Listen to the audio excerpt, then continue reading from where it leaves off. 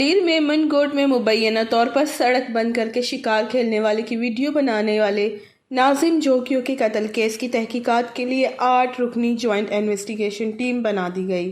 S S P Malir Irfan Bahadur کی سربراہی میں S S P investigation east 1، east 2، D S P Memon Goth, D S P investigation 1 اور دیگر joint investigation team میں شامل ہیں۔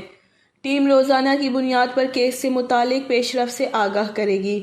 دوسری جانب ناظم جوکیو کے قتل کیس میں نامزد ایم پی اے جام اویس گوہرام نے رضاکارانہ طور پر گرفتاری دے دی۔ ملزم کو ملیر کورٹ میں پیش کیا گیا جہاں عدالت نے 3 روزہ جسمانی ریمانڈ پر پولیس کے حوالے کر دیا۔ واضح رہے کہ مبینہ طور پر سڑک بند کر کے شکار کھیلنے والے بااثر افراد کی ویڈیو بنانے والے ناظم جوکیو کو اغوا کے بعد تشدد کر کے قتل کر دیا گیا تھا، جس کی لاش ملیر میمن گوٹ سے ملی تھی۔ وش نیوز، ملیر۔